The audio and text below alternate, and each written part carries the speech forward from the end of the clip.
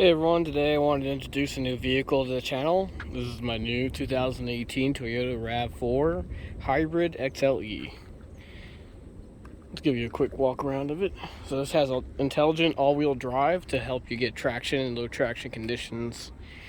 A couple features it has a hybrid system, which makes it great for just camping and stuff like that because you don't have to run the engine all the time. I bought it with about 20,000 miles on it for around, I think it was like $32,000 out the door. But this is the 2018 model. Right before they did the change to the front end where they made it bigger in the front end. I like the 2018 version because it has it has better approach angle for off-roading. I intend to do some off-road testing. This thing actually comes with a roof rack on it, so that's already set up for bikes if you want it to be. I've only done very slight off-roading with it so far. It doesn't really come with good enough tires to do good off-roading with it. Just kind of give you a walk around. So this thing has aluminum rims on it. I kind of don't like aluminum wheels. I don't like the locking lugs that they have on there, so I'll probably remove those, replace them with regular lugs. Has turn signal mirrors, daytime running lights, fog lights. Has a radar system for smart cruise control. The radar is located behind the badge here. It also has a camera up there for lane departure detection and lane keep assist. It does not have LED lights on it, LED projection lights on it. It just has regular lights on it. Kind of wish it would have came with the LEDs like the Toyota Prius does, but yeah. Well, roughly I've been getting about 35 miles per gallon on it, which is pretty good for an SUV of this size. It's a pretty decent size SUV. One thing I gotta say I don't like about it is the back was very poorly designed. So if I open this up, so back here, I have a bunch of climbing gear back there and temporary registration, but this little step here, I don't know why the heck they would think that's a good idea, but that's where they put all your jacks and everything. So if you look in there, it's got your jacks and stuff in there. Spare tires underneath the mat here. Of course, I got the rugged floor mat.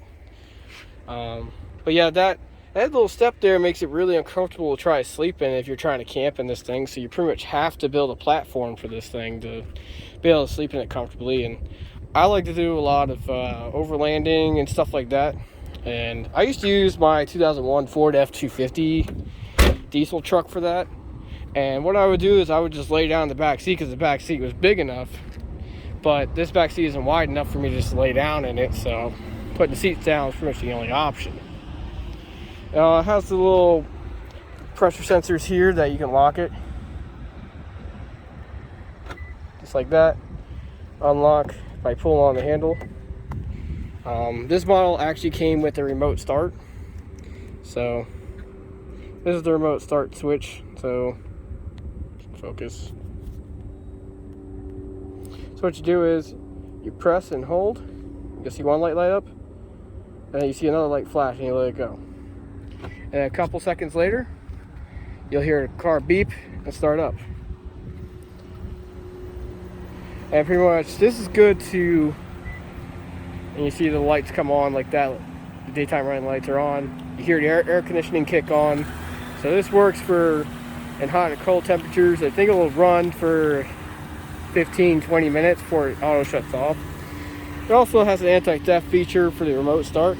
So say if someone did come over and was able to access your car, as soon as they get into the car, it shuts off. So it's a little annoying if you're doing a remote start and you don't feel like restarting it, but something I can live with for now. So one of the positive things is about these aluminum wheels is that they are lighter than steel, so add a little bit more aerodynamics as well. But this model also comes with a sunroof on top. So As you can see on the dash, 20,806. I put about 800 miles on it since I got it. Camera around. You can kind of see the sunroof there, and you can open manually like that.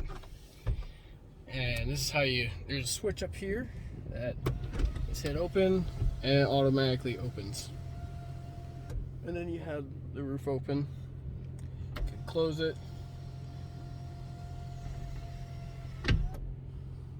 You can tilt the visor up and down. So, yeah, that can come in handy. And let's see if I can find the overall. So average 30.2 miles per gallon. This thing is really, really quick too, as far as acceleration is concerned. So you can go pretty fast in this thing.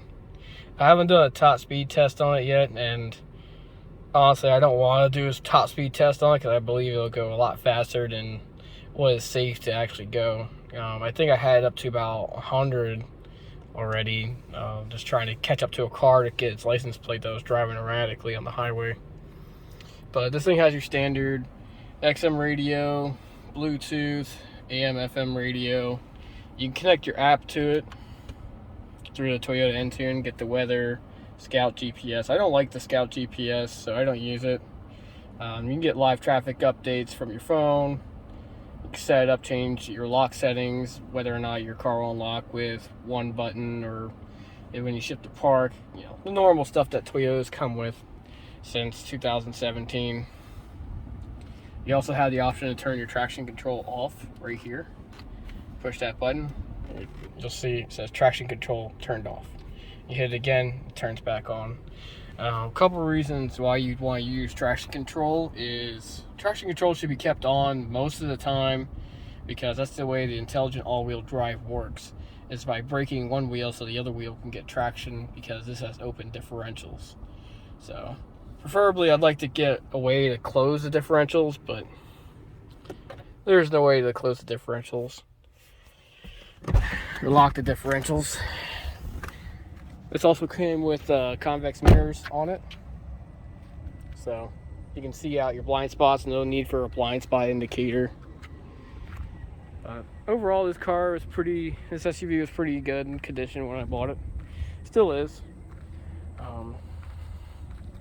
I'm pretty sure this thing's gonna last me more in the loan term that I have for it. It's about 6 years for the loan, but I want to kind of go through a reason why I haven't been making videos in the past couple weeks. So shortly after I bought this car, like literally 2 days after I bought this car, my wife ended up in the hospital in critical condition with COVID pneumonia from the Delta variant. She wasn't vaccinated, I was, so I only experienced a runny nose, sore throat. I didn't have a cough or anything. She actually gave it to me, but she contracted it from her brother, who used her nasal spray without telling anyone when he thought it was just allergies because he's vaccinated as well. But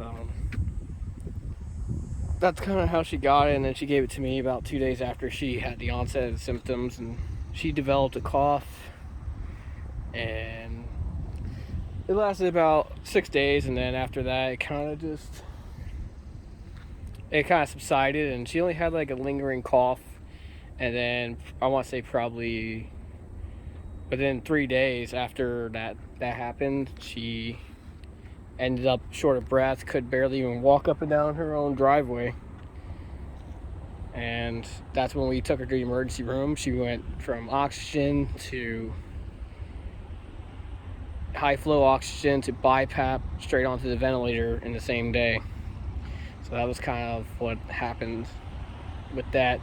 And she's been in the hospital ever since the 8th. So that's why I haven't been really recording anything.